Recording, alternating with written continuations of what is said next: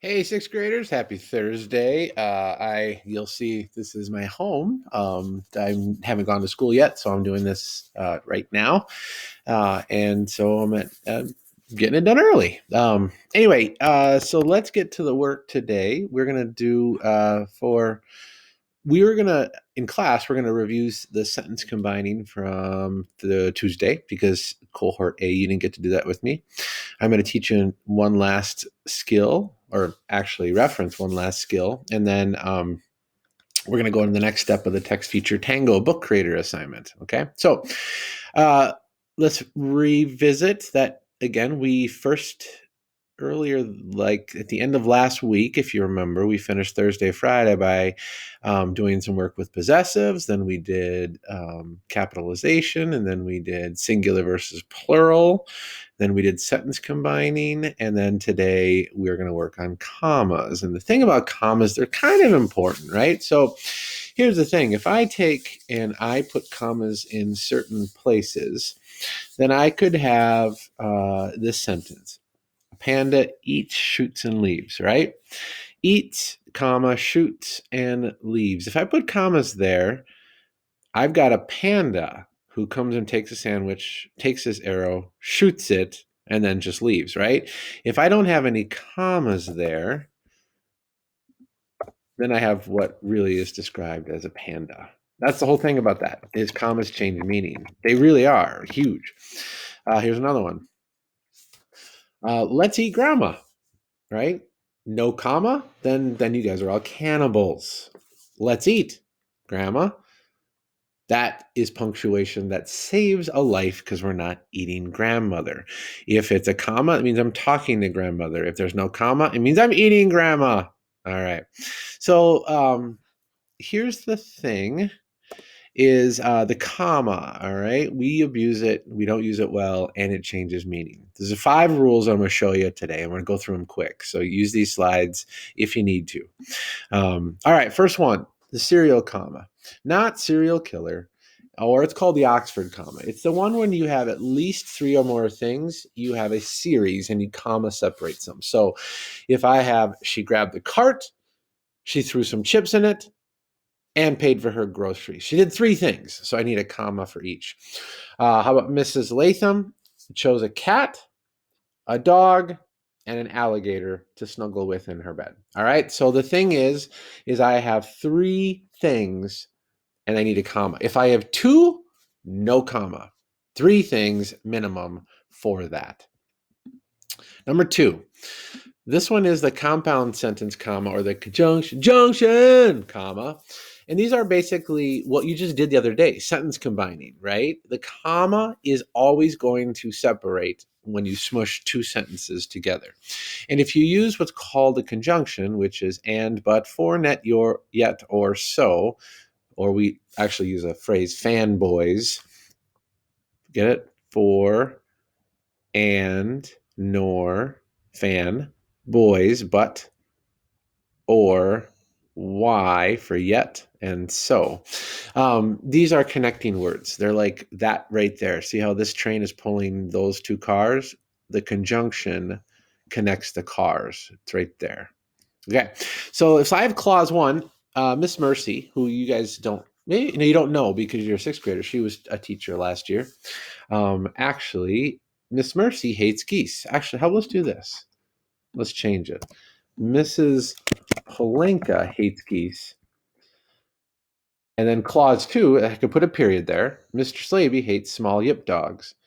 So my sentence, if I want to smush it, is Mrs. Polenka hates geese, comma, and Mr. Slaby hates yip dogs. So I smushed 2 sentences together. I used and. I need a comma there. Here's another one. Mr. Bartosh eats cockroaches. Or clause 2, Mr. Bartosh enjoys snakes much better. So again, 2 different sentences. I'm going to smush them together, which you did yesterday. Mr. Bartosh eats cockroaches, comma, but he enjoys snakes much better. So I smushed and I combined and I used a conjunction. I need a comma in between them. So when you smush, you use commas. All right, number 3. This is about clarifying information, when I add information. And the key to this one is if I can get rid of the phrase and the sentence still makes sense, then you probably have you need commas. So for instance, I really wanted to smash that poster, the one with the drawing of toast, into a million pieces. If I were to get rid of this right here, and I said I really wanted to smash that poster into a million pieces, if it makes perfect sense, then the stuff I added needs to go inside commas because it's extra. Here's another one. I come from an asparagus smelling place called Wisconsin Rapids, a small city in the center of Wisconsin. So really, I added it at the end, right? So I come from an asparagus smelling place called Wisconsin Rapids, period. That'd be fine.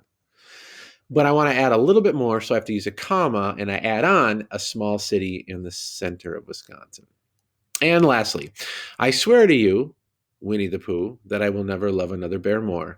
This Winnie the Pooh, I added the name. So anytime you add something like, you have a sentence like, I swear to you, if you're going to explain who you is, you need a comma and a name, and then you continue with your sentence. So if you think about it again, I swear to you that I will never love another bear more. If I got rid of Winnie the Pooh, the sentence makes sense. That means it goes inside commas. Okay, number 4. This is the adjective list. This is a lot like the serial. When I want to list a bunch of traits of something or characteristics, I need commas. I think Terminator 2 is the best and most intense and most action-packed movie ever. Okay, that's a lot of ands. Blah. So I think Terminator 2 is the best, comma, most intense, comma, most action-packed movie ever. That's a better sentence. So if you think about the comma there is replacing the word and. Here's another one. Lindsay Lohan is the scariest and freakiest and most troubled young actor equals, much better, Lindsay Lohan is the scariest, comma, freakiest, comma, most troubled young actor. So that's the list, but you're really just getting rid of and. And then the last one, dates, cities, thousands, and professionals. These are ones that are just sort of basic grammar rules. All right. I was born October 22nd, comma, 1974. You always separate days and years. I was born in Wisconsin Rapids, comma, Wisconsin. You separate cities and states. I was born with 14,234 Facebook friends already lined up. Anytime you get past the hundreds, when you write out the number, it's a comma.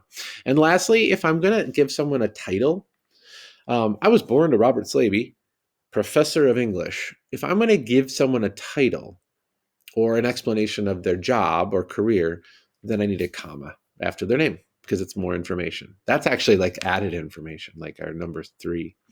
All right, so today your assignment is on Schoology. So it's another Google Doc I want you to make a copy of. And I want you, there's the rules right here that I just went through, and you can always come back to this video. But basically, you're just adding commas. You're not rewriting sentences. You're going to go through each sentence. I'm going to the Twin Cities this weekend, Minneapolis in particular, to see a Twins game, and you're adding commas where necessary. You don't need to name the rule or anything. You can look up here, but the comma should be, I'm going to the Twin Cities this weekend, comma, Minneapolis in particular, comma, because that's added information. I'm describing which Twin City to see a Twins game. The sentence really is, I am going to the Twin Cities this weekend to see a Twins game. I added in Minneapolis in particular. So you just rewrite with the comma. All right. Now, you should have moved on part 2. So this is, you could stop the video and do the other work and continue in a second. But we are moving into next phases of our Text Feature Tango book creator. So what we did is, remember, we have to have all these pieces in our book creator. The first thing we did was brainstorm. So you should have written out a bunch of ideas, and I saw a bunch of them. Some of them are good, and I commented. Some of you didn't do it. But now the step for today is that we are going to, it's actually step 3 technically, because now we practice with some stuff. We got the assignment. Then number 2, we have finally gotten like the idea. And number 3, we got to start writing. So the first thing is we got to write a paragraph. We got to have writing. That's the main thing here. It's not just a bunch of visuals. We got to have writing. So you got to choose today if you want to write a descriptive or a sequential paragraph.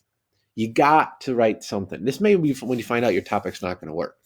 And I'm going to give you just a choice. Just those 2. We're not going to write anything else. But I want you to describe the situation, so the who, what, where of your topic, or you could sequence the situation, the when of your topic. This is okay because This is usually sequential or descriptive are usually great places to start because it's describing something, it's giving you information on what it is, or it's telling you when it happened, and that gives an idea of a person. So my two examples here are the first one, I wrote a descriptive paragraph about aliens. Now notice, this is a fairly long paragraph. It should be. You need some writing here. Three sentences ain't going to cut it. There's no information in 3 sentences. This might be hard, so you might take time with this. But you need this paragraph. So if I were to write descriptively, I would describe what I want to say about the topic and then add some facts. So basically, Colin Slaby is most likely a Martian. Boom, right there. There's my topic, right? He masquerades as a human teacher at Valley Middle School, but he very likely is an alien life form on our planet. So I'm describing what it is. The topic is me as an alien.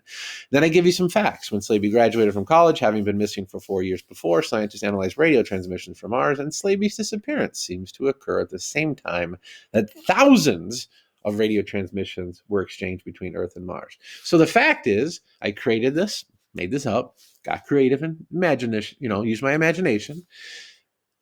A bunch of radio activity happened between Mars and Earth when I came back from college. All right. So there's some facts there. Now, I could write the same topic and do it sequentially as well. So notice, I start differently. In 1974, a strange object was seen over Wisconsin Rapids. Okay, set a date. 135 people reported seeing a bright circular object hovering in the night sky. Again, I made that up, but I'm having fun, right? 135 people. That didn't happen, but sounds like it did. Nothing more was reported after that night. 5 years later, in 1979, there's my second date. A young boy entered kindergarten. All right, keep going. In 1993, upon graduating from high school, and then in 1997. I've got 4 dates there. So I've gone in order from 1974 to 1997. That could be the other choice. So you're not writing 2 paragraphs today. You're choosing. Do you want to describe what your topic is? Is it about me being an alien? Or do you want to write a timeline and create some sort of a history of your topic? This is what I did here.